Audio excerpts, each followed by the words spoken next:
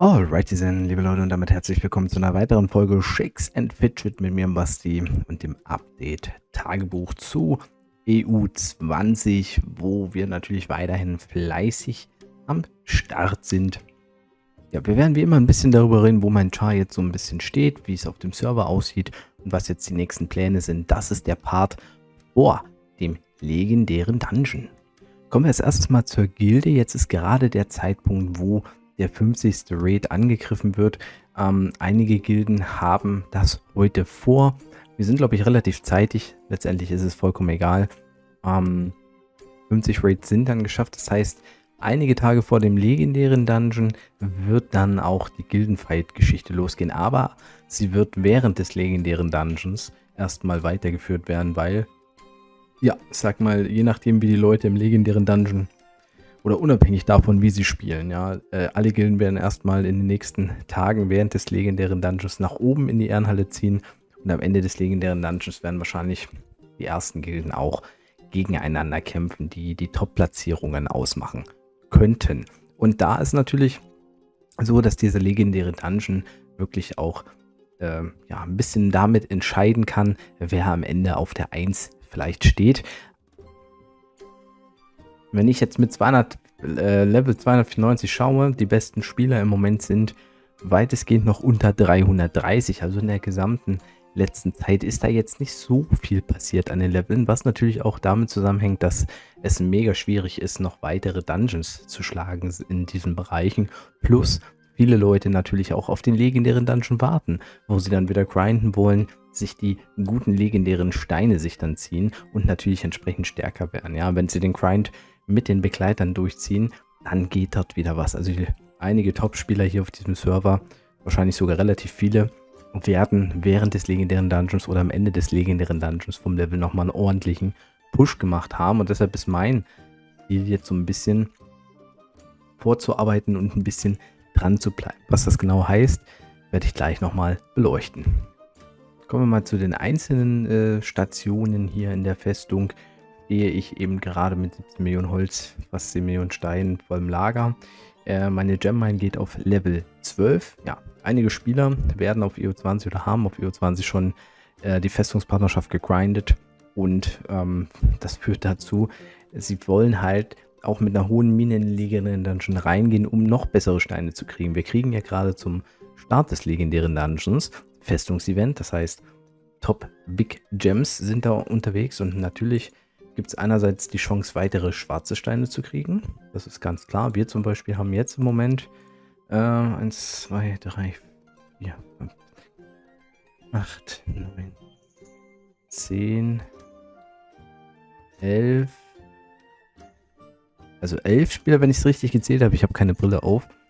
Mit Rathaus oder Ritterhalle 15 und wahrscheinlich, ja, weiß nicht bei den 14ern, wie es aussieht, ob da noch welche dazukommen. Ja, also ich habe ja auch noch nicht so viele schwarze Steine, da kann ich mich auch schon verbessern. Und wenn gerade in den ersten Tagen der legendären Dungeon gegrindet wird extrem, kann man natürlich seine Chance auf Orangensteine erhöhen und dann die Big Gems rausziehen. Da kann man richtig gut pushen. Und wie weit ich das ziehe, kann ich persönlich noch gar nicht sagen, aber ich gehe dann zumindest mit einer höheren Gemmine auch rein als 10. Man muss aber bedenken, dass natürlich das Suchen der Steine dann Ressourcen intensiver wird mit jedem Level. Ich denke, die krassen Spieler können das schaffen, aber auch das Skippen der Steine wird tendenziell teurer. Also ich bin jetzt mit Arbeiterquartier 12 schon am Start. Manche gehen vielleicht mit 15 rein, aber die müssen jetzt auch schon viel geskippt haben. Und das Ding ist, ja, also ne, wir haben jetzt hier 4 Tage, 16 Stunden. Das kostet 676 Pilze. Wenn man ja nur mal schaut, was die Fortress auf Level 16 bedeutet, sind 17 Tage. Das sind, ja, das ist 4-mal so lang. Also dann kostet dieser Skip im Moment 2400 Pilze. Wenn man sich das mal hochrechnet, muss man in den höheren Bereichen in einem ordentlichen 5-stelligen Pilzbetrag allein zum Skippen der Festung rausnehmen, wenn man es wirklich an die Spitze treiben will. Und das werden wir nicht machen. Also ich werde mit Gemmine 12 in das Event gehen, habe dann Ressourcen, werde dann wahrscheinlich nebenher vielleicht nochmal das Arbeiterquartier einmal hochmachen und uns dann auch die Fortress auf 16 ziehen. Vielleicht zwischendurch nochmal Treasury 1, 2 Level hoch. Ja, macht vielleicht sogar noch mehr Sinn, durch den legendären Dungeon die Treasury nochmal ein bisschen hochzuziehen, aber das ist dann schon relativ ja, das, wie sagt man, das ist dann schon mehr als genug, möchte ich sagen. Ja, in der Unterwelt, da habe ich nochmal ein bisschen geskippt und ja, da warte ich jetzt drauf, dass das Heart of Darkness, sage ich mal, nochmal, also mindestens die Hälfte der Zeit runtergeht. Dann werde ich da nochmal skippen, um dann Richtung Gladiator-Trainer Level 13 auch zu gehen. 12 ist wirklich schon sehr gut. Da kann man nicht meckern. Durch das Seelen-Event zuletzt war das natürlich nochmal ein bisschen einfacher. Aber ja,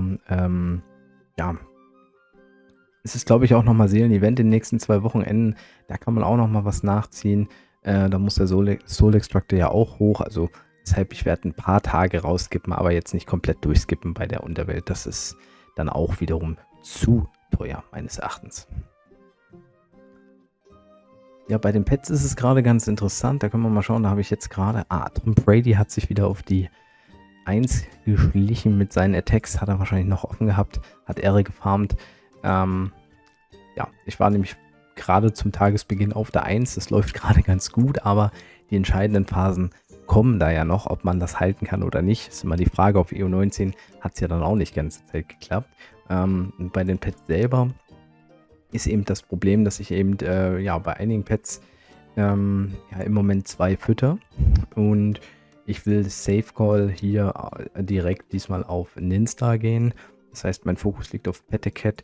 Wenn ich genug Früchte habe, ziehe ich Tusi noch bis auf 100.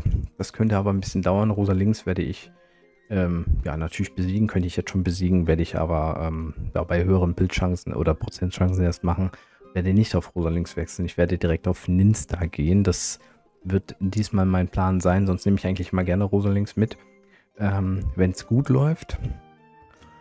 Ja, das ist so ein bisschen das Ding. Rosa Links könnte ich natürlich freischalten und dann auch schon starten. Dann habe ich aber 3 unvollständige Pets. Ja, wenn ich will diesmal mit Petaket auf Richtung 100 gehen. Ich brauche noch ein paar Level, bis ich Ninstar schlagen könnte. Aber Ninstar kann ich jeden Tag finden. Ich hoffe, dass der Unterschied maximal eine Woche ist. Und mit einer Woche könnte ich eigentlich ganz gut leben. Zumal, wenn wieder mehr Früchte reinkommen, ich dann auch immer noch die Chance habe, zum Beispiel eine Rosa Links nachzuziehen. Also ja, mit Ninstar hauptsächlich reinzugehen und Rosa Links ein bisschen nachzuziehen. Mal schauen, ob das funktioniert. Ob das dann auch im PvP sehr worth ist. Im Lichtbereich bin ich sehr stark aufgestellt für PvP im Moment. Dort werde ich Donnerstag auf Birdie Chip mitgehen. Bis dahin Blutuid auf jeden Fall hochziehen. Mit Blutuid kann man dann halt Mesmerit aufschlagen.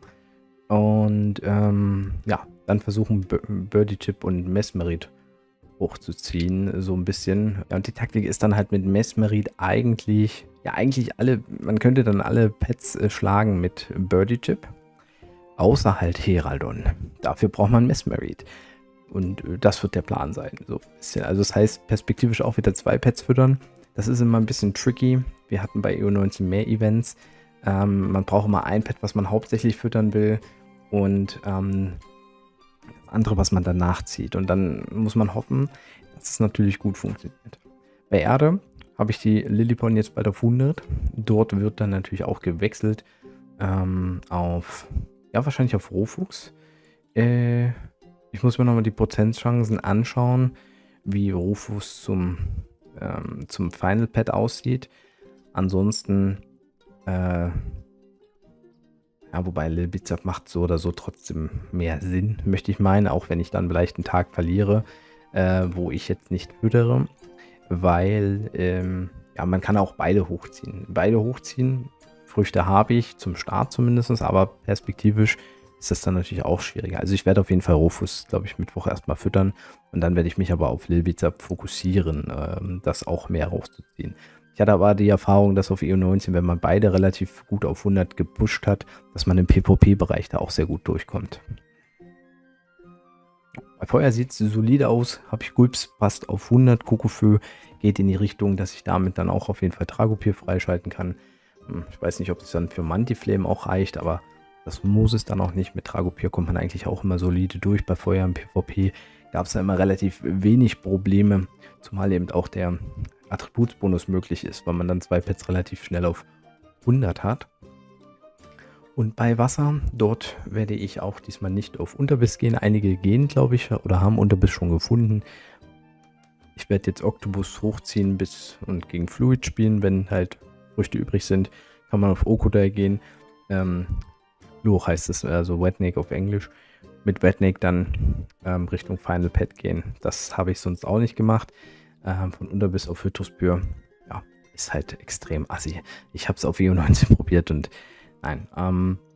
Für PvP im Moment bin ich gut aufgestellt.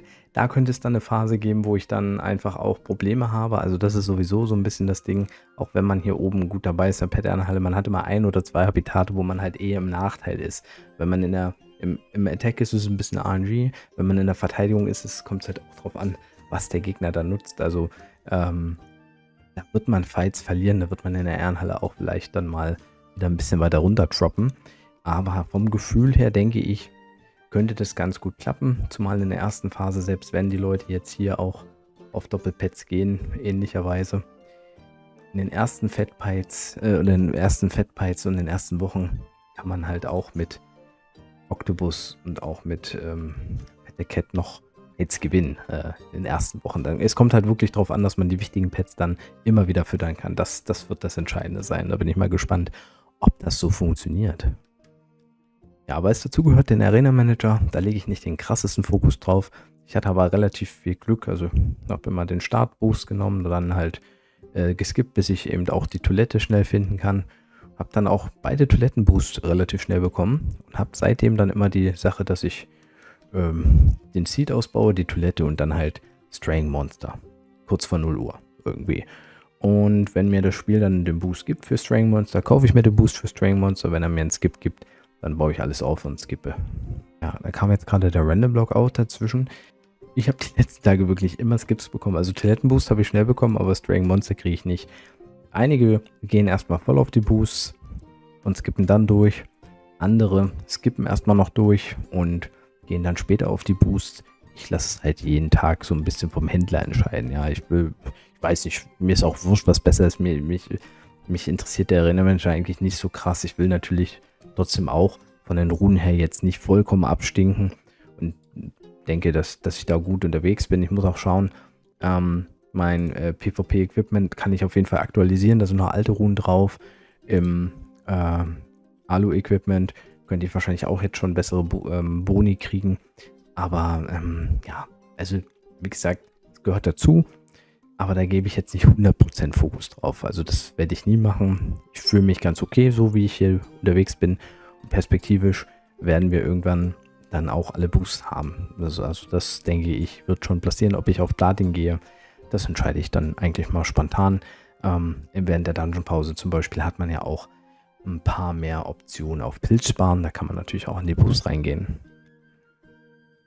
Ja, was heißt das jetzt für mich, für das Level? Ja, ich habe die Stadtwache jetzt gerade an, weil ich ja heute eigentlich auch Pets finden kann. Tuesday Night, 2 Pets kann ich finden. Ich habe schon ein bisschen Alu gespielt, habe kein Pet gefunden, habe dann gesagt, okay, ich switch jetzt auch, weil natürlich auch der Raid ja bald passiert, also damit wir dann einfach auch die 2% Boni kriegen.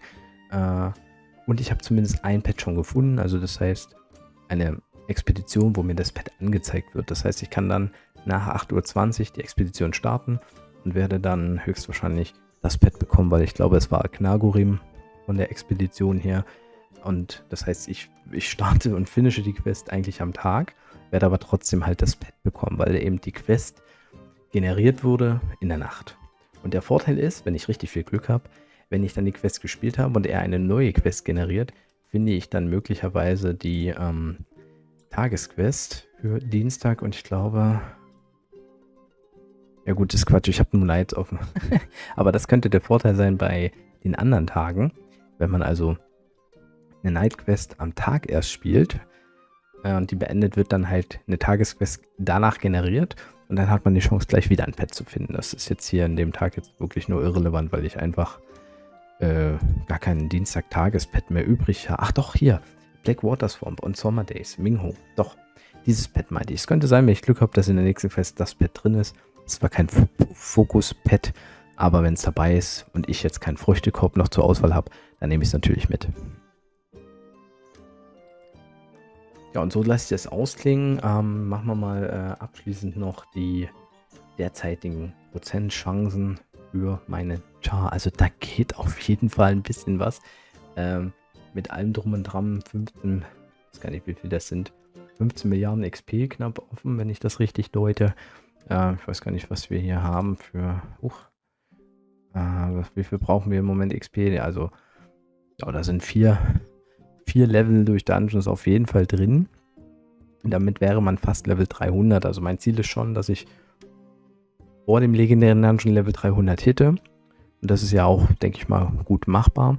Und ja, dann so ein paar Runs mache und gucke, was so die Drops ergeben.